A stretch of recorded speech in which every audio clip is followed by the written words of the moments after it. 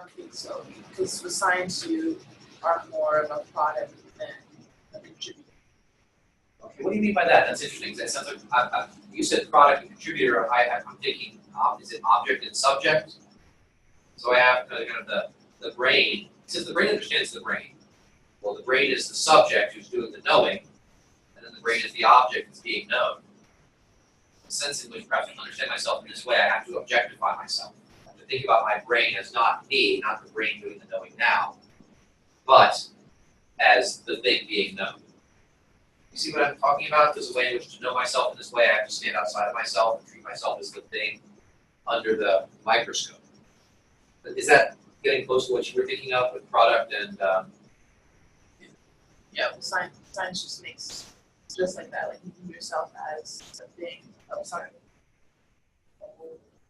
Well, what seems to be missing, this is part of what in the late 19th century is called the crisis of the human sciences.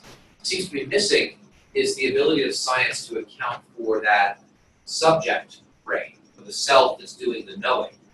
So even when I know myself as the object of my knowing. But the self doing the knowing, it's like the camera that can't turn around to film the camera. You see everything in the screen, everything's on the screen except for the camera itself. No matter how good a camera it is, it can't turn around to show you its own inner workings. And that looks like that may still be an area for philosophy to contribute. The one thing that science can't give us is knowledge of the subjective self through the scientific knowing. That's where the philosophical subfield of phenomenology is born, the 1890s and beyond. Dilthey, other German philosophers, realize even in this, really ambitious physical science knowing, there's room for some kind of philosophical science itself. Virginia, further thoughts? That's basically what I was going to say. That I feel like as humans, we need like a balance of the scientific self-knowledge and philosophical. Yeah. Because I feel like if we only have scientific self-knowledge, we're not going to find meaning. Like, we're always going to wonder, like, oh, it can explain why this, but, like, what about this? That, like, there's no answer to that. We're not going to find fulfillment. I feel like philosophy gives us that fulfillment, or, like... Yeah.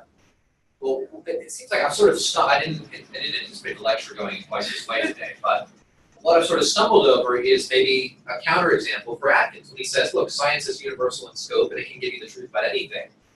I've suggested here that it can't give you the truth about the knowing subject. Even though it can give you the truth about the brain, it has to objectify the brain in order to make it quantifiable and subject to scientific knowing. I'd say the other thing that philosophy can give me knowledge of is the scientific method itself. This entire conversation about the nature and limits of science is itself a philosophical conversation. So, done a couple of things today. We've linked this up with Descartes and Bacon, we've linked it up with Nietzsche and the reaction to the nihilistic crisis. We've actually sort of discovered, as it were, the origin of phenomenology as a field of philosophical science. We haven't gotten into the remainder of the beginning or the end of the essay. Maybe we can take the last 10 minutes of class and talk about that briefly. So I'm happy to do these conversations. This is interesting to me. I think the question of where do we find meaning in philosophy? Why is it not just some sort of subjective, arbitrary thing, or some impossible thing? This is what Atkins would be saying. Just to ask for philosophical knowledge is to ask for the impossible. You can't have that. And you're wasting your effort that you could be putting into genuine knowing when you try to claim that.